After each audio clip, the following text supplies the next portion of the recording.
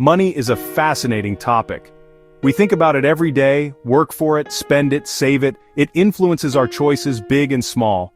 From the coffee we buy in the morning to the house we dream of owning, money is woven into the fabric of our lives. We often believe that if we just knew more about finance, stocks, bonds, spreadsheets, we would be better with it. We think managing money is a math problem, but this is a fundamental misunderstanding. The truth is, managing money is not just about what you know. It's about how you behave. It's a soft skill, not a hard science. Our relationship with money is deeply emotional. It's shaped by our fears, aspirations, pride, and unique life experiences. A person who grew up during a recession will see the world very differently from someone who only experienced economic booms. Neither is right or wrong, they are just different. No one is crazy. Your financial decisions make sense to you, even if they seem irrational to others. This is because every decision is filtered through your own unique life experiences. Someone who grew up in poverty might view risk differently than the child of a wealthy banker. The person who saw their family lose everything in a market crash will have a different relationship with stocks. For example, consider the generation that lived through the Great Depression. They learned to be frugal, avoid debt, and be skeptical of the stock market. For them, it was a rational response to economic trauma. Understanding this helps us have more empathy for others' financial decisions and, more importantly, helps us understand ourselves. By reflecting on our experiences, we can identify the biases that drive our behavior. Are we too fearful because of a past loss? Are we too greedy because of a lucky win? Recognizing our views are shaped by limited personal history helps us open our minds to broader principles. When we look at successful people, we tend to focus on their actions, habits, and intelligence.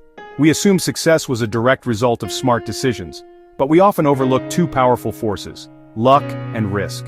Think of Bill Gates.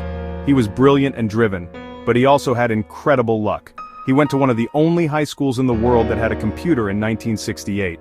This gave him a head start almost impossible for anyone else to get. Luck is what happens when preparation meets opportunity you didn't create. Risk is the reality that you can make all the right decisions and still end up with a bad outcome due to forces outside your control. We are wired to want more money, a bigger house, a faster car. Social comparison is a powerful engine of this desire. The problem is that the goalposts of more are always moving. The ability to say "I have enough" is a financial superpower. It's the skill of getting the goalpost to stop moving. This isn't about settling for less, it's about defining what a good life looks like for you. Consider Rajat Gupta, worth $100 million. He engaged in insider trading for even more, leading to his downfall and imprisonment. He risked everything for money that wouldn't have changed his life meaningfully. We want to make the perfect move at the perfect time. When investing, this translates to trying to time the market. Guess when it will go up or down. It sounds brilliant, but it's nearly impossible to do consistently.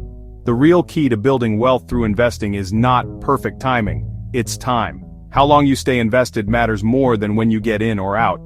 The most powerful force in investing is patience. Imagine Jane, who invests consistently every month, and John, who tries to be clever by timing the market. Over the long run, Jane will almost certainly have more money because she harnesses the power of time. Compounding is simple but powerful. It's your money earning returns, then those returns earning their own returns. It's like a snowball rolling down a hill. Slow at first, then growing bigger and faster. Warren Buffett's real secret isn't just skill, it's his timeline. He started investing as a child and has been doing it for over 80 years. The vast majority of his fortune was earned after his 50th birthday. A 20-year-old who starts saving small amounts can become a millionaire by retirement. A 40-year-old trying to do the same must save much more because they have less time for the snowball to grow. Investing offers great long-term returns, but there's a price, paid not in dollars, but in emotion. The market goes up and down, sometimes dramatically. These downturns aren't a fine for doing something wrong. They're a fee.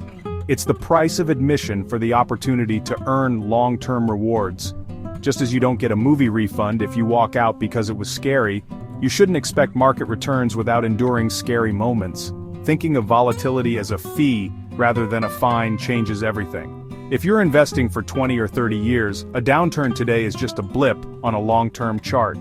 When we think of wealth, we picture fancy cars, big houses, luxury vacations. But true wealth is not what you spend, it's what you don't spend. It's the money saved and invested, working for you behind the scenes. The sports car someone drives isn't a sign of wealth. It's a sign of money they no longer have. Being rich is about current income, but if you spend every dollar, you're not wealthy. Wealth is the car not purchased, the diamond not bought, the upgrade declined. It's the flexibility to change your life, weather storms, and retire on your terms. Someone with a 10-year-old car and $1 million invested is far wealthier.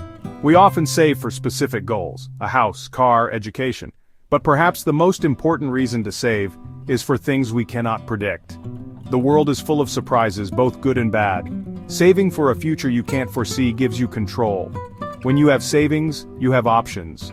You're not forced into desperate decisions, can take calculated risks, and wait for the right opportunity. Make saving non-negotiable. Pay yourself first. Don't worry about what you're saving for specifically. Just save. Build a cushion that gives you leverage and peace of mind. The greatest value of money is control over your time.